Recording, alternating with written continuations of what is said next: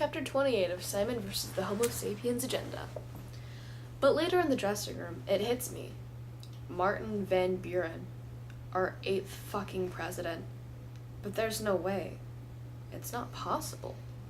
My washcloth falls to the floor. All around me, girls tug hats off and let their hair down and scrub foamy soap onto their faces and zip up garment bags. A door bursts open somewhere, and there's a sudden shriek of laughter. My mind is racing. What do I know about Martin? What do I know about Blue? Martin is smart, obviously. Is he smart enough to be Blue? I have no idea if Martin is half Jewish. I mean, he could be. He's not an only child, but I guess he could be lying about that. I don't know. It doesn't make sense at all, because Martin's not gay. But then again, someone thinks he is, though I probably shouldn't take anything on the authority of some anonymous asshole who called me a fag. Simon, no, Abby says, appearing in the doorway. What?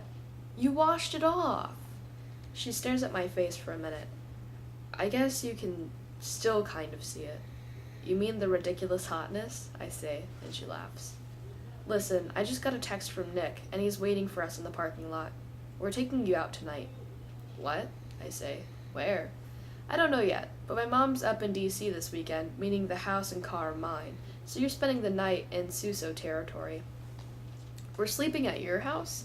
Yep, she says, and I notice that she's out of makeup and back in her skinny jeans. So go drop off your sister, whatever you have to do. I look in the mirror and attempt to push down my hair. Nora already took the bus, I say slowly. It's strange. The Simon in the mirror is still wearing contacts, still almost unrecognizable. Why are we doing this again? Because we don't have rehearsal for once, she says, poking my cheek, and because you've had a weird-ass day. I almost laugh. She has no fucking idea. All the way out to the parking lot, she talks and schemes, and I let her words kind of wash over me. I'm a little struck on this Martin situation. It's almost unfathomable. It would mean that Martin wrote a post on the Tumblr back in August, the one about being gay, and that Martin's the one I've been emailing every day for 5 months. I can almost believe it, but I can't explain the blackmail. If Martin's actually gay, why bring Abby into it all? I think we should spend the afternoon in 5 Little Points, Abby says, and then we're definitely going to Midtown. Sounds good, I say. It just doesn't make sense. But then I think about the afternoons at Waffle House and the late evening rehearsals and the way I was actually starting to like him before things fell apart. Blackmail with a side of friendship. Maybe that was the whole point. Except I never got the vibe that he liked me. Not even once. So it can't be that. Martin can't be Blue. Unless... But no. Because it can't be a joke. Blue can't be a joke. That's not even a possibility. No one could be that mean. Not even Martin. I'm having trouble catching my breath. It can't be a joke, because I don't know what I would do if it were a joke. I can't think about it. God. I'm sorry, but I can't. I won't. Nick's waiting in front of the school, and he and Abby bump fists when they see each other. Got him, she says. So now what? Asks Nick. We drive home and get our stuff, and then you pick us up?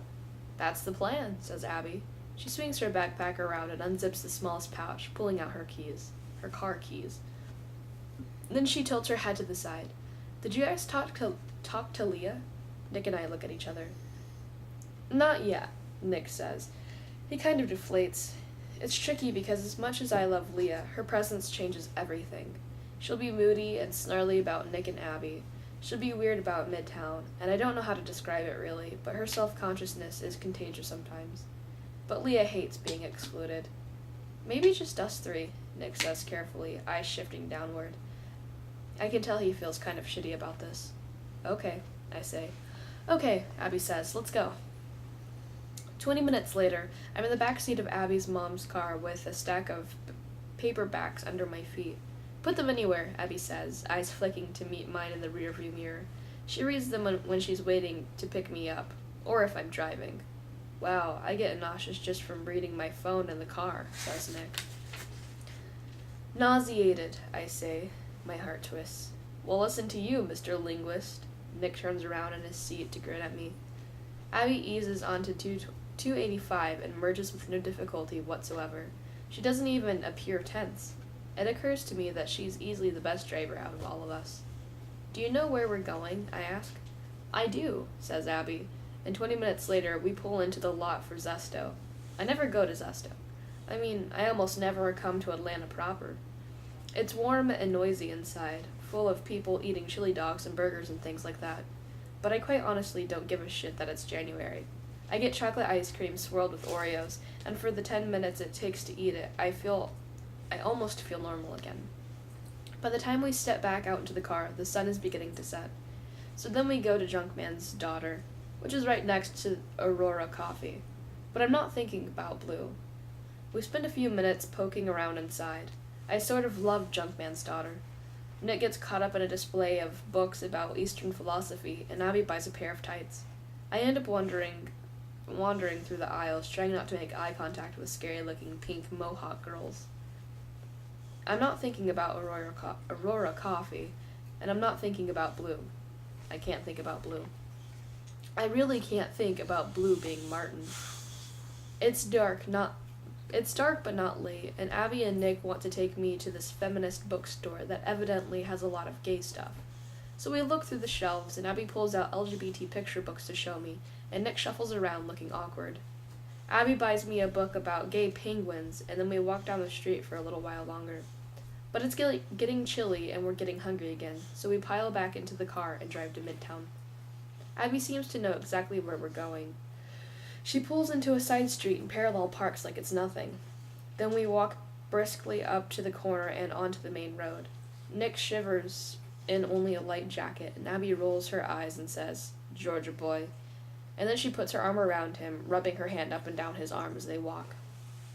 "Here we are," she says finally, when we arrive at a place on Juniper called Webster's. There's a big patio strung with Christmas lights and rainbow banners, and even though the patio's empty, the parking lot is overflowing. "Is this like a gay bar?" I ask. Abby and Nick both grin. "Okay," I say. "But how are we getting in? I'm 5'7", Nick can't grow facial hair, and Abby is wearing a wristful of friendship bracelets. There's no freaking way we pass for 21. "It's a restaurant," says Abby. We're getting dinner." Inside, Webster's is packed with guys wearing scarves and jackets and skinny jeans. And they're all cute, and they're all overwhelming. Most of them have piercings. There's a bar in the back and some kind of hip-hop music playing, and waitresses turning sideways to squeeze through the crowd with pints of beer and baskets of chicken wings. "Just the three of y'all?" asks the host, resting his hand on my shoulder for barely a second, but it's enough to make my stomach flutter. "Should be just a minute, hun." We step off to the side, and Nick gets a menu to look through, and everything they serve here is an innuendo. Sausages, buns. Abby can't stop giggling. I have to keep reminding myself this is just a restaurant. I accidentally make eye contact with a hot guy wearing a tight V-neck shirt, and I look away quickly, but my heart pounds. "I'm going to the bathroom," I say, because I'm pretty sure I'm going to combust if I keep standing here. The bathrooms are down a little hallway past the bar, and I have to push through this crowd of people to get there. When I step out again, the crowd is even thicker. There are 2 girls holding beers and sort of dancing, and a group of guys laughing, and lots of people holding drinks or holding hands. Someone taps my shoulder.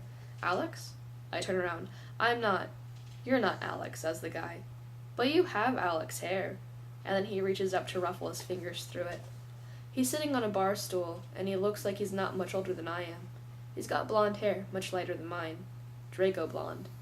He's wearing a polo shirt and normal jeans, and he's very cute, and I think he might be drunk. "What's your name, Alex?" he says to me, sliding off the bar stool. When he stands, he's almost a head taller than me, and he smells like deodorant. He has extremely white teeth. "Simon," I say. "Simple Simon. Met a pie man," he giggles. He's definitely drunk. "I'm Peter," he says, and I think, Peter Pumpkin Eater.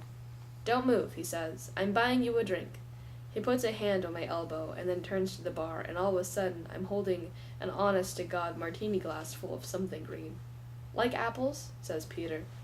I take a sip, and it's not awful. "Thanks," I say, and the fluttery feeling takes over completely. I don't even know. This is so totally different from my normal. "You have amazing eyes," Peter says, smiling down at me. Then the song changes to something with heavy thumping bass. He opens his mouth to say something, but the words get swallowed. What? He takes a step closer. Are you a student? Oh, I say. Yes. My heart pounds, and he stands close enough that our drinks are touching. Me too. I am at Emory. I'm a junior. Hold on. He empties the rest of his glass in one big swallow, and then turns back to the bar. I crane my neck over the crowd and look for Nick and Abby. They've been seated at a table across the room, and they're watching me, looking uneasy. Abby sees me looking and waves frantically. I groan and wave back. But then Peter's hand is on my arm again, and he hands me a shot glass filled with something bright orange, like that cold medicine, like liquid triaminic. But I'm only half done with my apple drink, so I sort of chug it and hand the empty glass back to him, and then he clinks his shot of triaminic against mine and makes it disappear. I sip mine, and it tastes like orange soda, and Peter laughs and tugs at my fingertips. Simon, he says, have you ever taken a shot before? I shake my head. Oh, okay. Tilt your head back and just... He demonstrates on his empty shot glass. Okay? Okay, I say, and and that warm, happy feeling starts to creep in. I take the shot in 2 gulps, and I manage not to spit anything. And I grin at Peter, and he takes my glass away, and then he takes my other hand and laces his fingers through mine. Cute Simon, he says. Where are you from? Shady Creek, I say. Okay, he says, and then I can tell he hasn't heard of it, but he smiles and sits back down on his bar stool and pulls me closer. And his eyes are sort of hazel, and I sort of like this. And talking is just easier now, and it's easier than not talking, and everything I say is the right thing, and he nods and laughs and presses my palms. I tell him about Abby and Nick, who I'm trying not to look at, because every time I look at them, their eyes start yelling at me. And then Peter tells me about his friends, and he says, oh my gosh, you have to meet my friends. You have to meet Alex. So he buys us each another triaminic shot, and then he takes me by the hand and leads me to the big round table in the corner of the room. Peter's friends are a big group of mostly guys, and they're all cute, and everything is spinning. This is Simon, Peter says, flinging his arm around me and hugging me sideways. He introduces everyone, and I forget their names instantly, except for Alex, whom Peter presents by saying, meet your doppelganger. But it's really a little baffling because Alex doesn't look like me at all. I mean, we're both white, but even our famously similar hair is totally different. His is purposely messy. Mine is just messy. But Peter keeps looking back and forth between us and giggling, and someone sits on someone else's lap to clear a chair for me, and someone passes me a beer. I mean, drinks are just everywhere. Peter's friends are loud and funny, and I laugh so hard I'm hiccuping, but I can't even remember what I'm laughing about. And Peter's arm is tight around my shoulders, and at one point out of nowhere, he leans over to kiss me on the cheek. It's this strange other universe. It's like having a boyfriend. And somehow I start telling them about Martin and the emails and how he actually freaking blackmailed me, and it's actually kind of a hilarious story, now that I think about it. And everyone is full on belly laughing, and the one girl at the table says, oh my god, Peter, oh my god, he's adorable, and it feels amazing. But then Peter leans toward me, and his lips are close to my ear, and he says, are you in high school? I'm a junior, I say. In high school, he repeats, his arm still around me. How old are you? 17, I whisper, feeling sheepish. He looks at me and shakes his head. Oh, honey, he says, smiling sadly. No. No? I ask. Who did you come here with? Where are your friends, cute Simon? I point out Nick and Abby. Ah, he says. He helps me up and holds my hands, and the room keeps lurching, but I end up in a chair somehow, next to Abby and across from Nick, in front of an untouched cheeseburger. Cold but totally plain and perfect, with nothing green and lots of fries.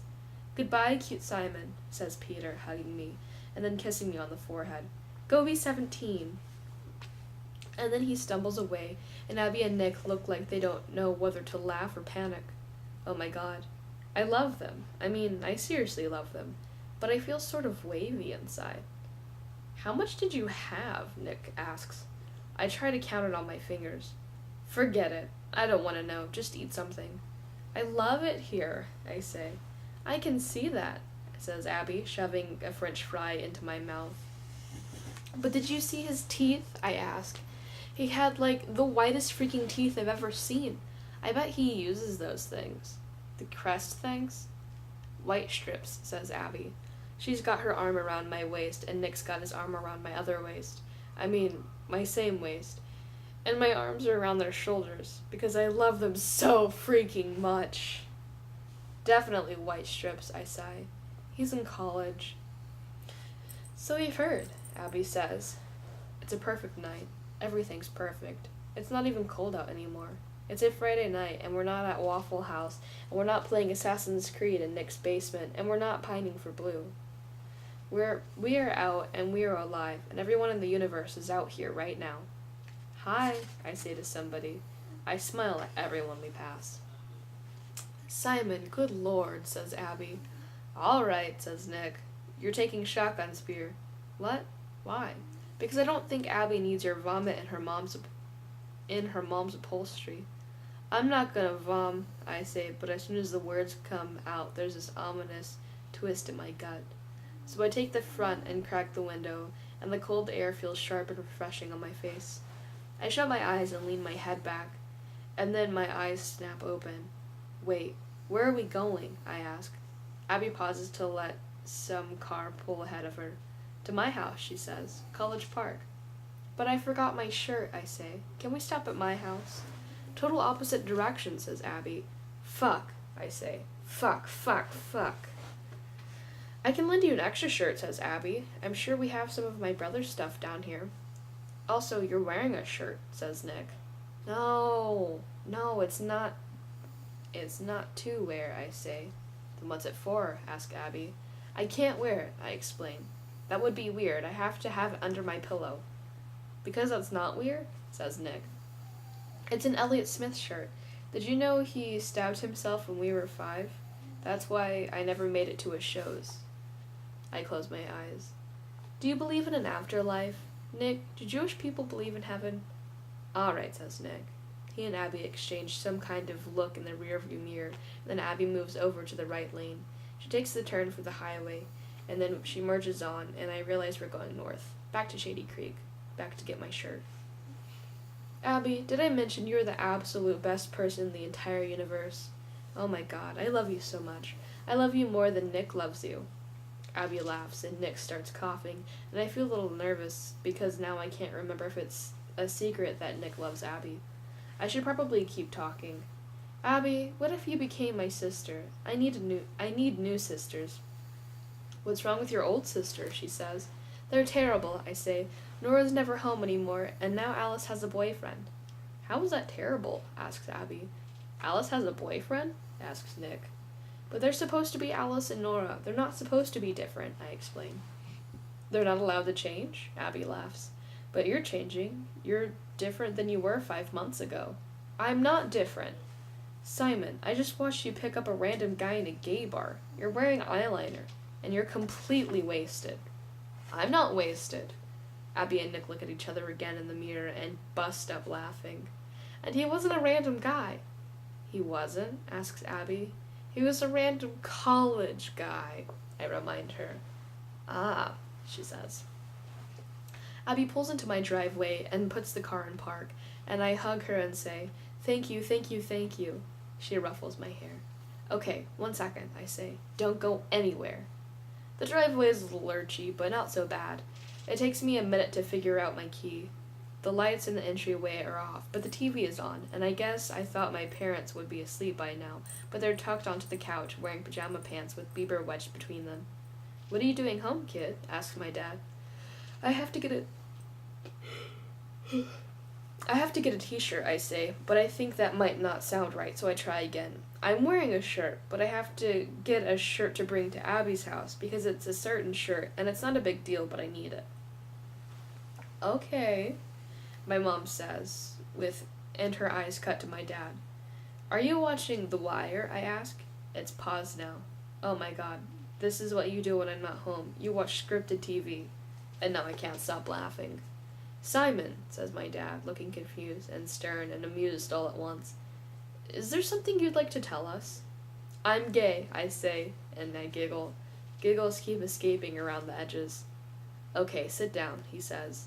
I'm about to make a joke, but he keeps looking at me, so I sit on the arm of the love seat. You're drunk. He looks a little stunned. I shrug. Who drove? He asks. Abby. Did she drink? Dad, come on, no.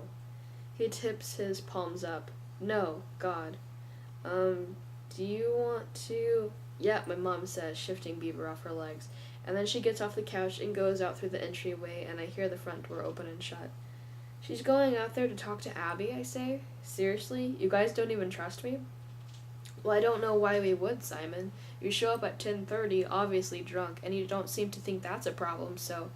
So you're saying the problem is I'm not trying to hide it. The problem is I'm not lying to you.